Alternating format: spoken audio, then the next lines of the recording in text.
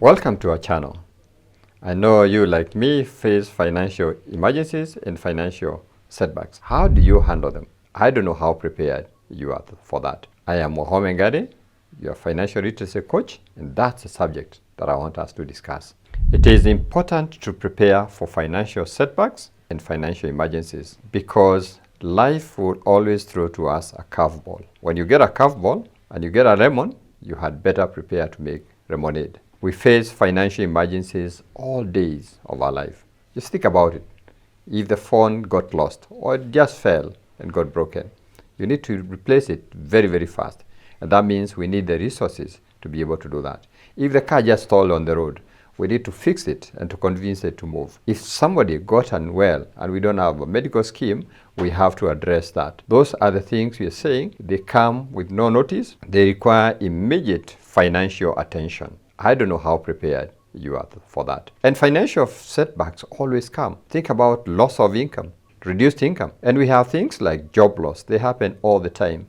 Retrenchment, business closures, Businesses are burning. We've had this market has burned, this business has burned. All these are financial setbacks. Financial setbacks don't come with any notice. And life continues. If you have young children, they don't care where you are the whole day. When you hit back home, they got only one sweet question for you. What have you brought for me? And we need to be able to attend to that, because if we don't get prepared for that, then we set ourselves to face very expensive credit. This is why we end up with the digital lenders, we end up with the Shyrocks. If that doesn't happen, maybe very quick sale for the assets that we have. And when you sell your things in a hurry, you're not going to fetch much. You're simply going to be losing what you have. So there are negative consequences of not being prepared. And that's why we need to be prepared to face financial emergencies and financial setbacks, because they will happen without giving us any notice. Are there any strategies we can take, effective strategies, to make sure that then we are ready? The number one thing is we should always anticipate downtimes. Always anticipate that things can go wrong. In fact, it's always good to think about what can go wrong. And if it went wrong, how can I fix it? If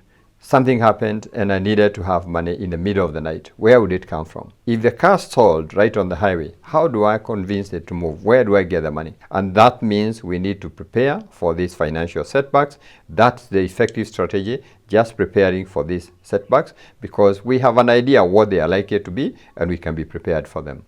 The most established and professional way of dealing with setbacks, financial setbacks, is to have an emergency fund.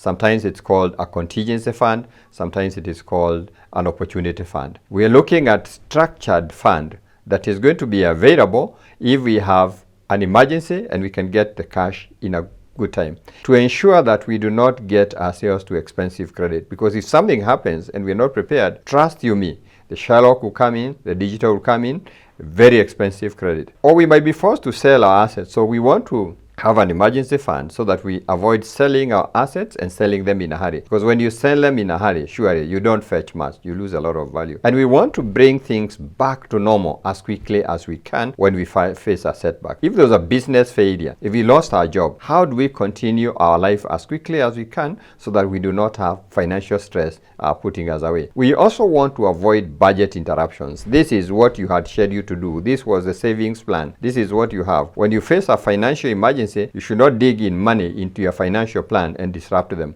So we want our budgets to keep on running. Having a contingency fund means we will not find ourselves running the rat race. Always being in a hurry, looking for money left, right, and center to address things that are burning. If we are fixing things that are burning, we get very stressed out, and it is very, very unfortunate, because we will be very distressed. We cannot be able to focus. We cannot be able to make progress. That is why it is important to have an emergency fund. You can call it a contingency fund. You can call it an opportunity fund. Why do we call it an opportunity fund? Because it makes it easier for us to continue smoothening our life, and we can be able to see the opportunities that are ahead. Why do we call it a contingency fund? Because it is there to fix in contingencies, things that will happen when we did not expect them. And we call it an emergency fund because it is going to help us to finance to be able to deal with emergencies. Very important to have.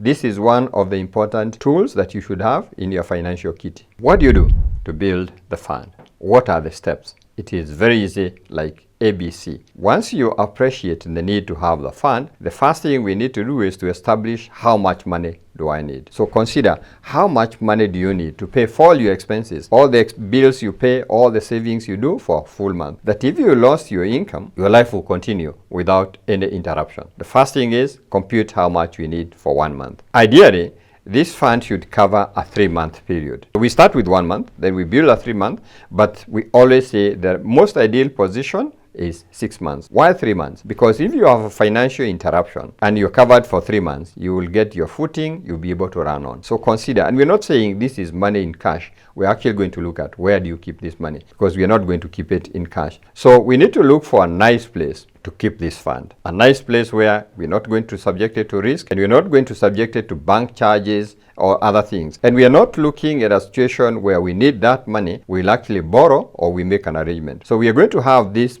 money where we can easily access the money. The first portion of this money needs to sit in a savings account, either in a bank or a FOSA, and you have an ATM card. That means if you require it at midnight, you can actually have access of it at midnight. Remember, we said emergencies don't come with notice. The balance of the fund can easily sit in a money market fund. Why a money market fund? Because if you want to access it within 48 hours for most of the funds, you will be able to get that money. Meanwhile, when you don't get it out, it is going to be earning an interest for you. And for it to work for you, it is important to define what is an emergency? What qualifies to get that money? Is entertaining your friends an emergency? Is taking out a road trip an emergency? You must be able to define what qualifies to take money out of that. Wherever you keep the money, it is important to share the PIN for that specific bank account with somebody who is close to you. Somebody who can step in. If you are the emergency, you are actually not even speaking, and we need to be able to take attention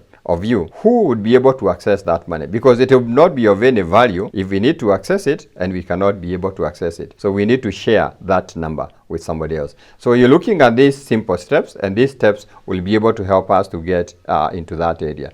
Now, when you start saving, people always ask, how much should I put in? Aim to put in 10% of your current net income. If you feel that is too much, don't worry.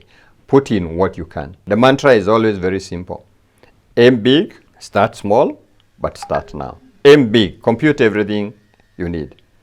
Start small with what you can afford now, but start now. And if you want that to work, the easiest way is to do automatic money movement. If you're going to fund it from your salary, consider doing a check-off from your employer. So the money is sent to that fund without your interference. If you do not have an employer to do that, consider asking the bank to have a standing order. When your money hits the account, it is moved into that fund. And there's another easier way of funding that account. Walk through your house, walk through your environment and see what is it you have that you're not using. Can you sell it and make some money? Because if you made some money, you can put it in that fund. Yes, the children are all grown, but you still have the cot. You have items in the house you don't use. If you sold those things, you can put in the money in this fund. In fact, if you get a windfall of any nature, some bonus check, some gift from somewhere, put money in this fund and follow through until this fund is well funded. We want to appreciate this fund is not for making us rich.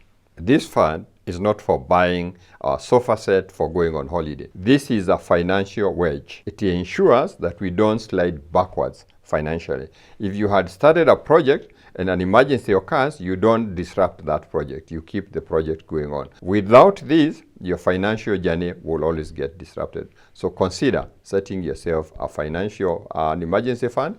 Once you have that step, you will have the comfort to be able to do the other things that you need to do. You might be wondering, why can't I work with insurance? Yes, insurance is very, very important when you think about financial planning, because insurance is just a mechanism for transferring the risk. If, God forbid, the house burned, how do you get money to actually rebuild it or reinstate it? If the things in the house got stolen, how do you get new stock? So insurance is the mechanism for that. If the car got damaged, or if you hit somebody else's car and you have a liability, how do you deal with that? That is what insurance is all about. When we are thinking about life insurance, we are thinking about creating an immediate estate. We're talking about making provision, because if the breadwinner was not there, the family will need a readjustment fund. The family will need income replacement, and that's what life insurance does.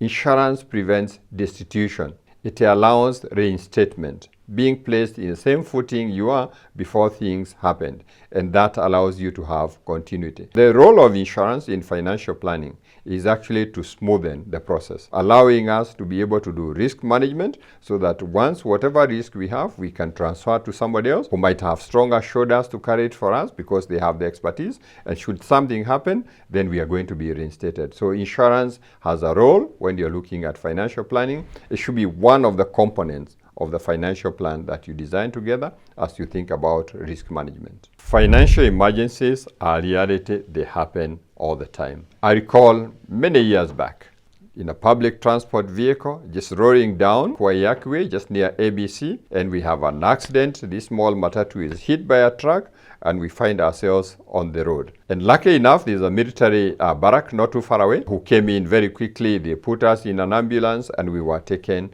to one of the nearest hospitals in that area. When we got to the hospital, the nurse who received us opened the back door. And she said something interesting. If you have 8,000 shillings in cash, you can alight. Surprisingly, nobody alighted. That means nobody had 8,000 shillings in cash. This is a couple of years back. And so they closed the door, and the military man just drove us to KNH, to Kenyatta. And when we got there was no nurse to receive us. There was no question asked. What happened? We all left, and we went into the hospital. In the process, we realized you cannot get treatment without co-sharing, without paying some small amount. We didn't have the money then. So we had to look for the social worker.